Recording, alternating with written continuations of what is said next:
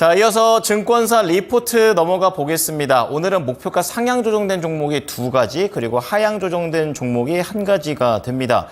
비만 치료제이면서도 최근에 이 폐암과 관련된 치료제에 대한 긍정적인 내용들이 나오고 있는 유한양행인데요. 계속 올라가고 있죠. 그런데 이제 목표가까지 추가 상승이 가능하다라는 관점입니다.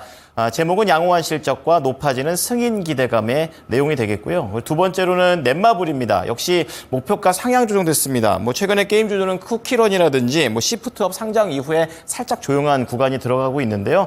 어떠한 또 추가 모멘텀이 있을지, PC 비중 확대돼 지금 새로운 런칭이 되어 있는 게임과 관련된 흥행에 대한 얘기들 나눠보겠습니다.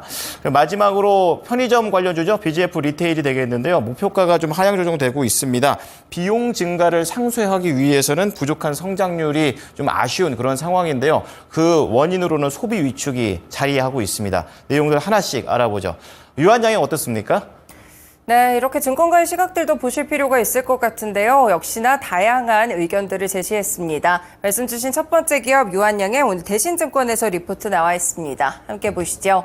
양호한 실적과 높아지는 승인 기대감에 함께 주목을 했는데요. 일단 2분기 영업이익은 197억 원으로 전년 대비 27.7% 감소하면서 컨센서스를 하회할 것으로 보입니다. 매출 자체는 양호했지만 결국에 연구개발비가 증가하면서 이익단에서는 약간의 손해를 보게 될 예정인데요. 하지만 의료계 파업 영향은 오히려 미미할 예정이다라는 점까지 함께 짚었습니다.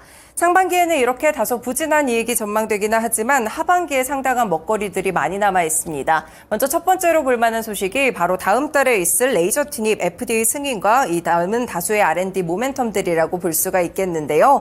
레이저 티닙과 아미반타납의 병용요법 FDA 승인 여부 결정이 벌써 한 달 앞으로 다가왔습니다. 8월 내에 승인을 받게 된다면 3분기 미국 출시 마일스톤이 유입되면서 수익률이 개선될 전망인데요.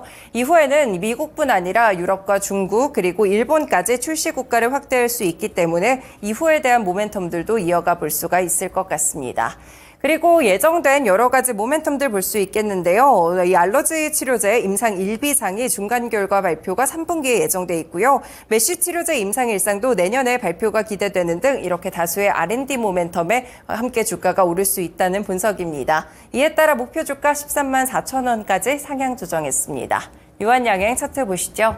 네, 최근에 제약바이오 섹터들은 확실하게 쏠림 현상이 가속화되고 있는데요. 오르는 종목만 그대로 가는 그런 모습들이 펼쳐집니다. 그 가운데 한 종목이 바로 유한양행이고요. 어제 신고가 터치 나왔습니다. 계속해서 이 3월까지 잠시 올랐다가 그 이후에 조정을 받는 양상들이 있었는데요. 하지만 여기서 동력을 얻으면서 이번 달 들어서 폭발적인 시세를 기록하고 있습니다. 단기 이동평균선도 훌쩍 상회하게 되면서 최근에 급등세를 잘 나타내주고 있는 상황인데요. 이렇게 유한양행에 대해서 13만 4천 원까지 아직까지도 추가적으로 여력이 상당히 많다는 리포트 함께 소개해드렸습니다. 네, 두 번째 종목입니다. 넷마블로 KB증권 리포트가 함께 나와 있는데요. 네, 지금 보시면 2분기 영업이익은 972억 원으로 전년 대비 흑자 전환하면서 컨센서스를 상회할 것으로 보입니다. 지난 5월 8일에 출시했던 나 혼자만 레벨업과 5월 29일 출시했던 레이븐2가 시장의 기대치를 상회하는 흥행 성적을 보여주고 있는데요. 그래서 실적이 크게 개선될 것으로 보이고요. 무엇보다 두 게임 모두 PC로 게임을 즐기는 유저의 비중이 상당히 높습니다. 그렇기 때문에 모바일 비중이 줄어들게 되면서 마진을 개선하는 데 상당히 도움이 될 것으로 보이는데요. 다만 이 나온랩과 레이븐2, 아스탈 연대기 매출이 하향 안정화되면서 3분기부터는 마진에 대한 개선폭은 줄어들 것으로 보입니다. 하반기에 출시 예정인 신작들은 흥행을 기대하기는 조금 어려워 보이고요. 결국에 기대감은 내년으로 넘어가는데요. 내년에 보시면 7개 대제 오리진 출시일 공개가 현재 필요한 상황입니다. 그래서 이렇게 앞서서 보신 대로 게임들이 흥행하면서 2분기 실적 자체는 좋을 것으로 평가가 되지만 그 이후의 성장 동력이 약간 부재하다는 점에서 일단은 목표 주가 자체는 6만 3천원으로 올렸지만 이 투자 의견을 홀드로 유지했다는 점 체크해 보실 필요가 있겠습니다. 네, 그러면 넷마블도 차트 함께 보시죠.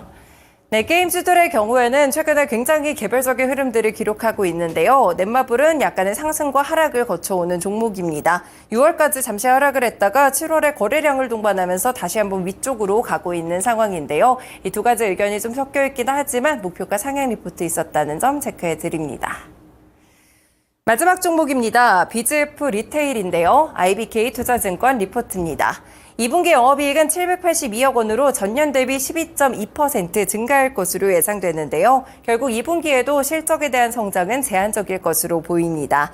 현재 비우호적인 날씨와 소비 위축의 여파로 기존점에 대한 성장률은 제자리 걸음을 할 것으로 추정되는데요. 그렇지만 음료나 빈과 같이 계절성 상품들이 호조를 기록했고요. 신규점에 대한 이익 기여도 확대로 마진율은 개선될 것으로 전망되고 있습니다.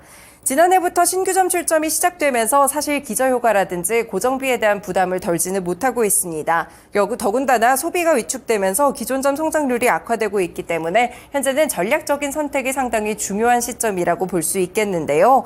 현재 사업 구조가 부정적이지는 않지만 지속 가능한 모델에 대해서는 좀 부재하다라면서 이 점을 조금 아쉽게 평가를 했습니다. 그래서 일단 본업에 대한 성장률을 고려했을 때 목표 주가 16만 원까지 함께 낮췄는데요.